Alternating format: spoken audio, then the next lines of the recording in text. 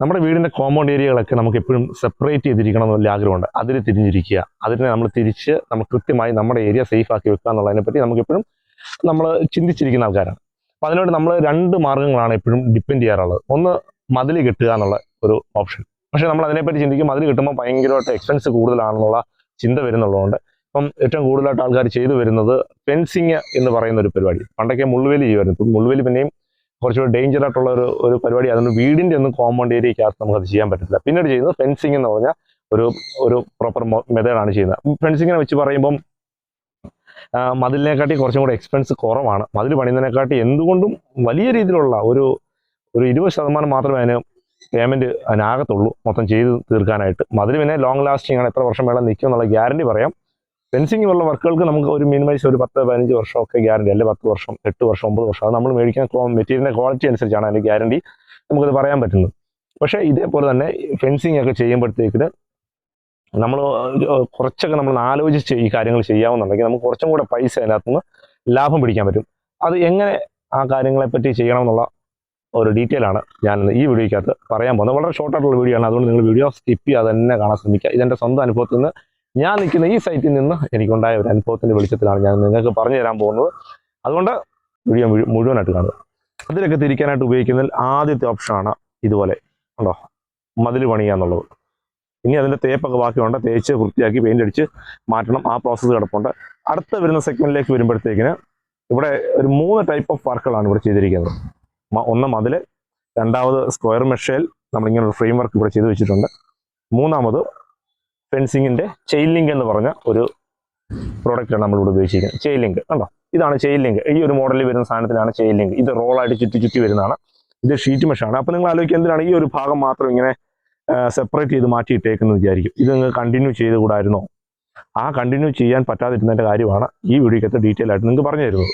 നമ്മളിവിടെ ഫെൻസിങ്ങിൻ്റെ വർക്കിന് വേണ്ടി നമ്മൾ ഉപയോഗിച്ചിരിക്കുന്നത് ചെയിൻ ലിങ്ക് ആണ്. പിന്നെ നേരത്തെ കാണിച്ച പോലെ തന്നെ മെഷ് ഉപയോഗിച്ചിട്ടുണ്ട്. ഹോളോ ബ്ലോക്കിൻ്റെ വർക്ക് നമ്മൾ ചെയ്തിരുന്നല്ല.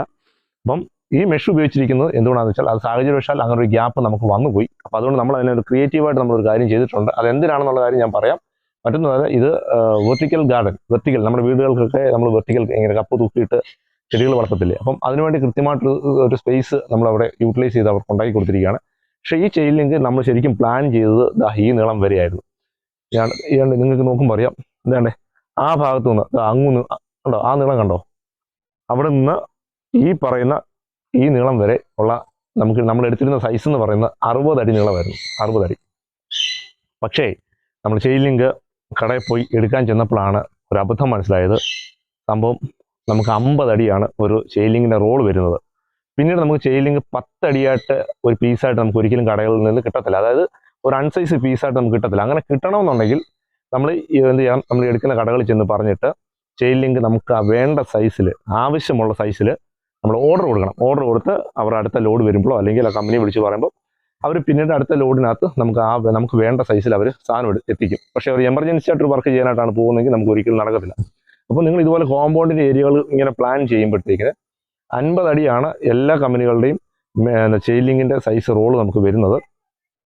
വരുമ്പോൾ നമ്മൾ ശ്രദ്ധിക്കേണ്ട ഒരു കാര്യമുണ്ട്. നിങ്ങൾക്ക് കൃത്യം 50 അടിയാണ് നിങ്ങളുടെ കോമ്പൗണ്ട് ഏരിയ ആയിട്ട് നിൽക്കുന്നതെങ്കിൽ, നിങ്ങൾ ചെയിൻ ലിങ്ക് ഓർഡർ ചെയ്ത് മേടിക്കുകയും കൂടെ ആണ് ചെയ്യുന്നതെങ്കിൽ നിങ്ങൾ തീർച്ചയായിട്ടും അത് 47 അടി മാത്രമേ ഓർഡർ ചെയ്ത് മേടിക്കാവൂ. കാര്യം ഞാൻ പറയാം, ഇങ്ങനെ നോക്കുമ്പോൾ അറിയാം. ഇങ്ങനെ നിന്ന് കുറച്ച് ദൂരത്ത് നിന്ന് കാണിച്ചു തരാം. ഈ ഒരു ഭാഗം വരെയാണ് കറക്റ്റ് 50 അടി. ഈ കൈ നിൽക്കുന്ന ഭാഗം, ഇവിടെ നിന്ന് അങ്ങോട്ടുള്ള ചെയിൻ ലിങ്ക് ബാക്കി നിൽക്കുന്ന ഭാഗം, അങ്ങോട്ടുള്ള ബാക്കി ഭാഗം എക്സസ് വന്നതാണ്. എക്സസ് എന്ന് പറഞ്ഞാൽ എക്സ്ട്രാ വന്നതല്ല, ചെയിൻ ലിങ്ക് എന്ന് പറഞ്ഞ സാധനം നമ്മൾ വലിച്ച് നല്ല രീതിയിൽ ടൈറ്റ് ആക്കിയാണ് ഈ ചെയിൻ ലിങ്ക് നമ്മൾ ഇതിൽ ഫിറ്റ് ചെയ്യുന്നത്. എക്സ്പാൻഷൻ ഉണ്ടായിട്ട് നമുക്ക് 50 അടി റോൾ എടുത്തപ്പോൾ നമുക്ക് 3 അടിയാണ് എക്സ്പാൻഷൻ വീതി കൂടുതൽ കിട്ടിയത്. ഓക്കെ, മുകളിലേക്കുള്ള ഉയരത്തിൽ വന്നപ്പോഴത്തേക്കിന് 2 ഇഞ്ചാണ് നമുക്ക് മുകളിലേക്കുള്ള ഉയരം കിട്ടിയത്. നമ്മൾ 3 അടിക്കാണ് ഇത് പ്ലാൻ ചെയ്യുന്നത്. ഇത് 3 അടിയുടെ ചെയിൻ ലിങ്കിൻ്റെ സെക്ഷനാണ് നമ്മൾ ഇവിടെ വെച്ചിരിക്കുന്നത്. പക്ഷെ നമുക്ക് പ്രോപ്പറായിട്ട് നമുക്ക് വന്നിരിക്കുന്നത് 3 അടി 2 ഇഞ്ച് നമുക്ക് ഹൈറ്റ് വന്നിട്ടുണ്ട്.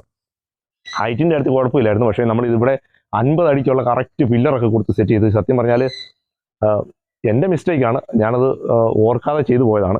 പക്ഷേ നമ്മുടെ ഈ പൈപ്പും ബാക്കിയുള്ള കാര്യങ്ങളൊക്കെ ഉണ്ടായിരുന്നതുകൊണ്ട് പ്രശ്നം വന്നില്ല. നമുക്ക് അടുത്ത ഒരു പീസും കൂടെ വെച്ച് കൊടുത്തു.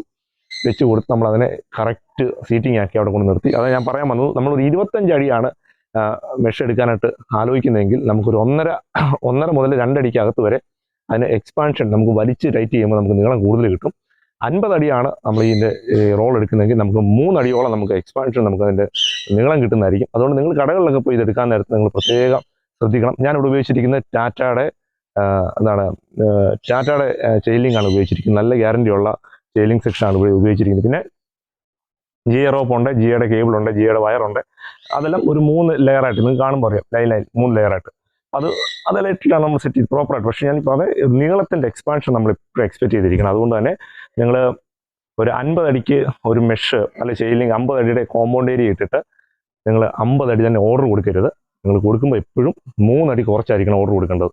50 അടിക്കാണ് 3 അടി നമുക്ക് കിട്ടുന്നത്. ഇപ്പോൾ 25 അടി വരുമ്പോൾ നമുക്ക് 1.5 അടിയേ കിട്ടത്തുള്ളൂ. 10 അടിയൊക്കെ വരുമ്പോഴത്തേക്കിന് 8 ഇഞ്ചോ 9 ഇഞ്ചോ അങ്ങനെയൊക്കെയുള്ള സൈസിലേ കിട്ടത്തുള്ളൂ. 10 അടിയായിട്ടൊക്കെ ഓർഡർ കൊടുക്കേണ്ടത് അങ്ങനെ ഓർഡർ കൊടുക്കുക. പക്ഷേ ഇച്ചിരി ഹ്യൂജ് നല്ല നീളത്തിൽ നമ്മൾ എടുക്കുമ്പോഴത്തേക്കിന് നമുക്ക് സ്ക്വയർ ഫീറ്റിനാണ് ഇതിൻ്റെ റേറ്റ് വരുന്നത്. അപ്പം 3 അടി പോയി കഴിയുമ്പോഴത്തേക്കിന് 9-10 സ്ക്വയർ ഫീറ്റിൻ്റെ പൈസ നമ്മൾ അഡീഷണൽ കൊടുക്കുകയും നമ്മളത് കട്ട് ചെയ്ത് വെറുതെ വേസ്റ്റ് ആക്കി കളയുകയും ചെയ്യണം. അപ്പോൾ അതുകൊണ്ട് അത് ഉണ്ടാകാതിരിക്കാനായിട്ട് മാത്രം നിങ്ങൾ പ്രത്യേകം ശ്രദ്ധിക്കുക. പിന്നെ നമ്മളിവിടെ ചെയിൻലിങ്ക് ആയതുകൊണ്ട് പിന്നെ പ്രത്യേകിച്ച് പെയിൻറ്റ് അടിക്കേണ്ട കാര്യങ്ങളൊന്നുമില്ല. നമ്മൾ മോട്ടോർ വെൽഡ് ചെയ്തെടുത്തൊക്കെ നമ്മൾ എന്ത് ചെയ്തിട്ടുണ്ട്, അലുമിനിയത്തിൻ്റെ പെയിൻറ്റ് അടിച്ചിട്ടുണ്ട്. ഞാൻ കാണിച്ചു തരാം. ഓൾറെഡി ഒറിജിനൽ നല്ല ജിയുടെ തന്നെ വയർ സ്ട്രിപ്പ്, GP അല്ല GI എന്നാണ് പറഞ്ഞേക്കുന്നത്.